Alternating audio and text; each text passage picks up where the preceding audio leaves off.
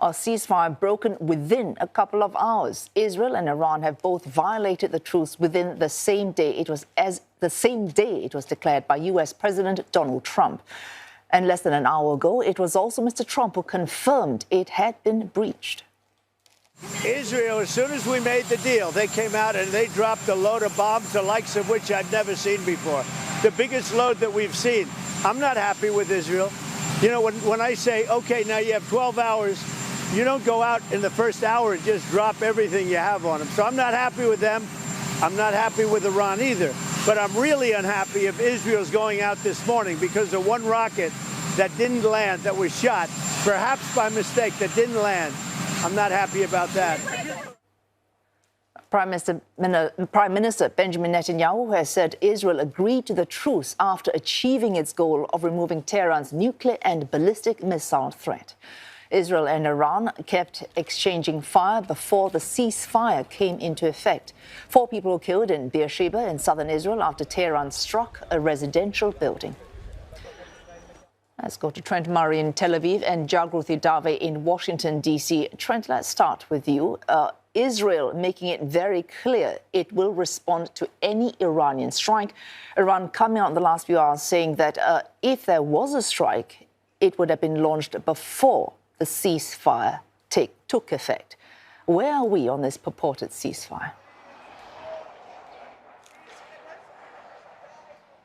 Well, Sue, I think right now that ceasefire is in a very fragile state, but it seems to be holding somewhat for now. Very fast-moving events here in this region. We know that following those 2 ballistic missiles landing in northern Israel after the ceasefire was agreed, the Defence Minister here pledged to launch major operations against multiple targets in Tehran. Now, of course, we have heard some of those comments from the President of the United States here. Reports here suggesting that in the past hour, he has spoken with Prime Minister Benjamin Netanyahu, telling him to pull back the planes that were reportedly flying towards Tehran to drop armaments. Now, what I can tell you in the past 15 minutes or so is that multiple Israeli media outlets are now reporting that several Israeli aircraft launched an attack on one target north of Tehran, a radar station, and that those planes are now returning home. In many ways, it appears it could be more of a symbolic strike rather than the large-scale bombings that we have seen throughout the 12 days of this war. But right now, the ceasefire, I think, in a very fragile state with both sides trading barbs and strong rhetoric, and the Israelis seemingly confirming that they have now just once again targeted one piece of military infrastructure north of Tehran. And Jagruti, you're hearing Trent there.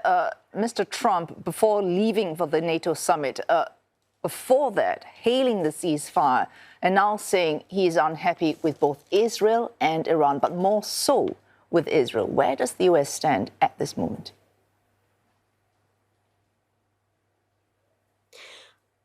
Well, I see what you're hearing is really a really angry president. Speaking to reporters, he really lashed out at both sides in swearing on camera, saying that both sides don't know what they're doing.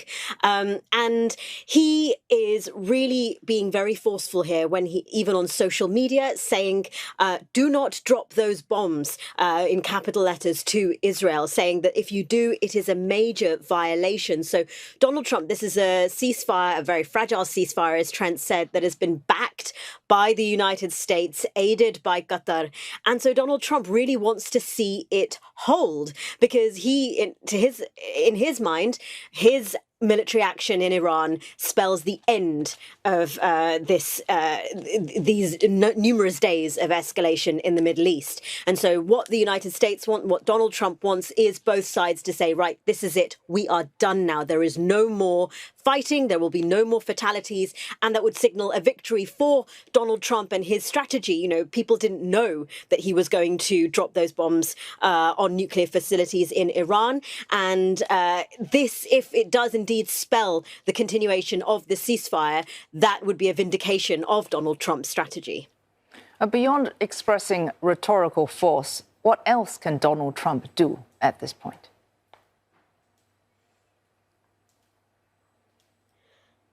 Well, look, we are in a very unpredictable situation in a very unpredictable region. So it's really difficult to predict at this early stage what else Donald Trump might do other than this very forceful use of words that he is employing at the moment. We've already seen that he has resorted to military action in Iran when he had been saying that the United States would not get involved in military conflict in the Middle East, but he has done this. So you know, it's very difficult to say what else Donald Trump can do beyond the use of very strong words at the moment. It will be a test of his influence in the region if he can persuade his ally, the United States' ally Israel, to continue upholding the ceasefire, just as it will be a test of the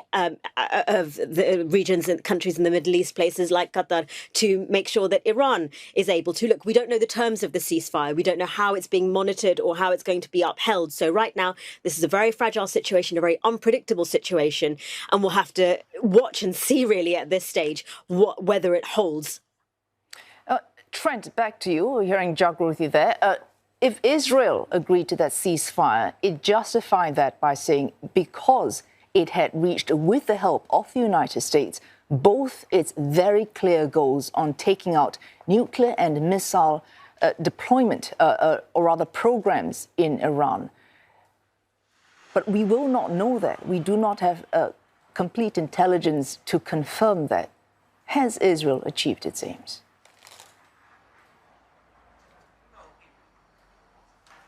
Well, Sue, I think as we've been tracking this war now for 12 days, the messaging from the Israeli government has really been boiled down to two main goals as part of their objectives. The first is disrupting or disabling its ability to enrich uranium and to build a nuclear weapon. Certainly with the assistance of the United States, they are feeling like they have done that, although there are still questions over whether some of that enriched uranium may have been moved to other locations before the US launched those airstrikes. So there is ambiguity around whether that has been achieved. But certainly the Israelis and the Americans are signalling that they think that they have done that. The second major goal and objective, I think, from Israel's perspective, has been to severely limit Iran's military capabilities, and in particular, its ability to fire those large waves of ballistic missiles towards Israel. The current estimate suggests that between 50 and 70% of Iran's missile launches were destroyed by the Israeli Air Force. That's the Israeli estimate. We also know that they've heavily targeted Air Force bases and military bases. So I think certainly from the Israeli position, they do feel that they have weakened Iran militarily and removed the immediate threat of a nuclear weapon.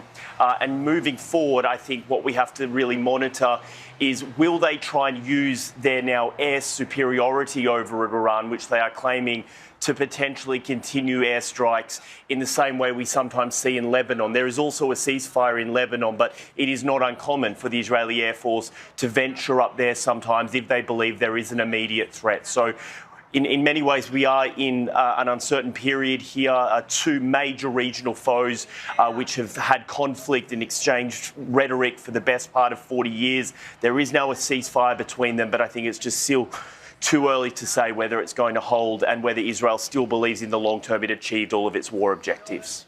Trent Murray in Tel Aviv and Jagruti in Washington, D.C., helping us keep our eyes on that very tenuous truce.